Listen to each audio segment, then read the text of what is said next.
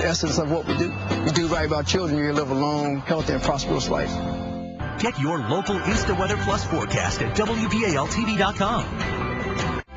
With its monumental structures, richly shaped surfaces, and intricate handiwork, 8 female artists tell the story of life. The Reginald F. Lewis Museum of Maryland has a new exhibition called Material Girls. Joining us today to tell us more are Dr. Michelle Wilkinson, curator and director of exhibitions, and one of the featured artists, Maya Freeland Asante. Also, wide-brimmed, satin-trimmed, and emerald green feather hats tell many stories about the African-American community.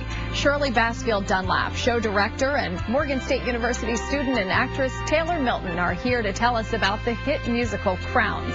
I'm Sarah Caldwell. All this and more on this edition of 11 TV Hill.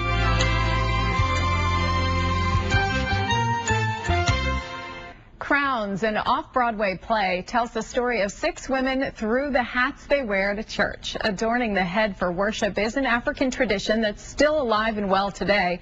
Joining us today is the director of Crowns, Shirley Basfield Dunlap, and actress and Morgan State University sophomore Taylor Milton. Welcome to you both. Thank you so much for joining us. Thank you for having us. This is such a thrill to have you both and to talk about this play. A lot of buzz about it right now. It's been a hit around the world. Yes. Crowns was inspired originally by a book. Yes. Tell us more about why you wanted to bring it to Baltimore. Well, I wanted to bring it to Baltimore because it's been in the D.C. area and in the New Jersey area, but not in our area. And it was important to me because I am a hat wearer, and I wanted it also because I think that its story about the tradition of hat wearing and the tradition of wearing hats, especially to church, and why women wear their hats was important. Yeah, tell us a little bit more about the tradition, the history behind Crowns. Well, the history behind Crowns is the whole idea of women not necessarily adorning their hats, but their head, but protecting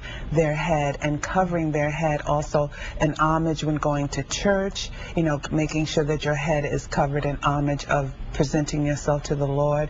And so, and not only that, just even in the workplace, this play talks about crowns as far back as why women, the point of women covering their heads as Africans in Africa, covering their heads in adornment and in revere of their king and of their own presence, and wanting to be as beautiful as possible when in presentation. And then in coming here and enslaved, covering their heads to protect it from the elements. And then moving forward and keeping that act of protecting, covering, and revering alive. And what was it about this message that you thought would resonate particularly with Baltimoreans?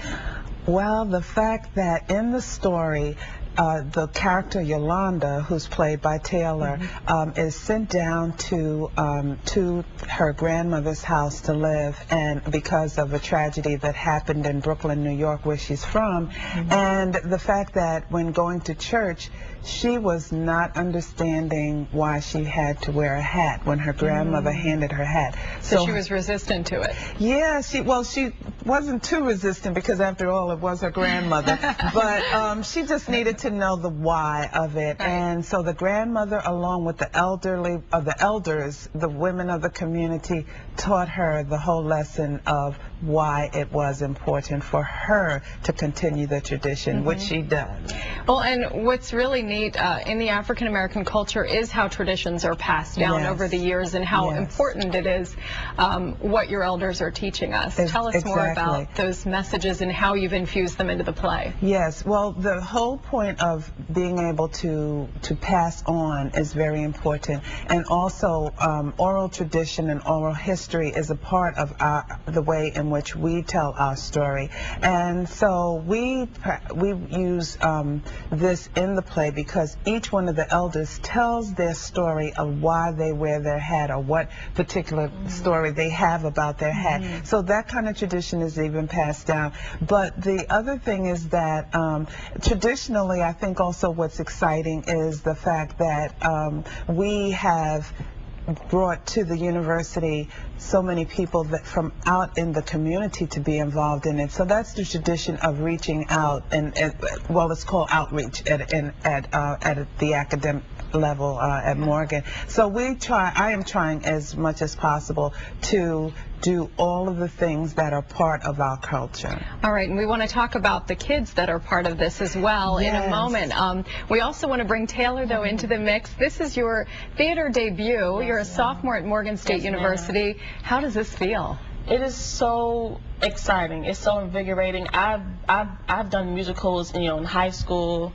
The Wiz, Annie, things like that. But to come to Morgan on this big of a stage is just like so humbling and honoring at the same time. I'm having so much fun with the cast and Miss Dunlap. It's just a great feeling. I never thought I would experience this, to be quite honest. Give us some insight into the character that you're playing, Yolanda. Okay, my character, Yolanda, she's a tough girl from Brooklyn, New York. She's not your cookie cutter female. She's tough, and she hangs with a lot of guy friends, especially her brother. But what sends her to South Carolina is the reason because her brother got murdered in New York.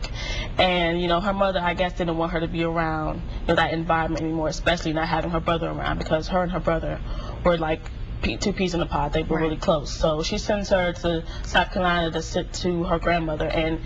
And while in South Carolina, she goes on this process of finding herself, finding where she fits in the world, and finding her own inner voice.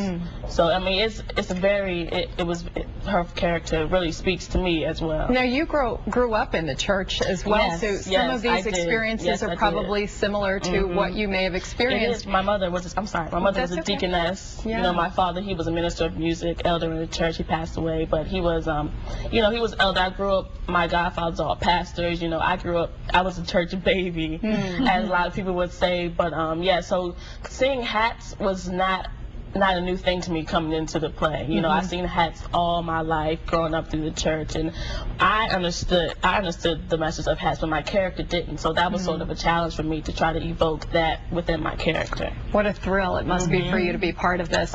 Let's talk a little bit, Shirley, again about the hats, where you acquired them. These are fantastic hats. One of the things that I think is interesting is when you choose the correct play and everything falls into play. It's definitely divine order. We received a phone call from saying that a woman by the name of Yolanda Cahey out of New Jersey had hats she wanted to send to us to use in the play. Hi, I heard that you had hats and I would like to send you some. And we were thinking, oh my goodness.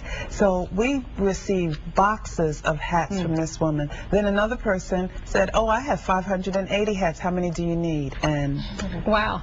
It's beautiful. Oh, good. Well, we unfortunately are running out of time, we're being told. So if you can quickly tell us, you're going to be giving some of the hats away. Yes, we're having a celebrity auction of Baltimore celebrities, and so we are auctioning them off, and it's sponsored by WEAA, and you can find more about it on our website, the Murphy Fine Arts website. There we go, Murphy Fine Arts. Thanks so much, ladies. It's been a pleasure getting to know you both, and good luck with the show. Stay with us when we return. Dr. Michelle Wilkinson will tell us about the Lewis Museum's newest exhibit, Material Girls. Don't go away. You're watching 11 TV Hill. Living it big, then load it big. There's Checkers Fish and Chicken Unreal Deal. 2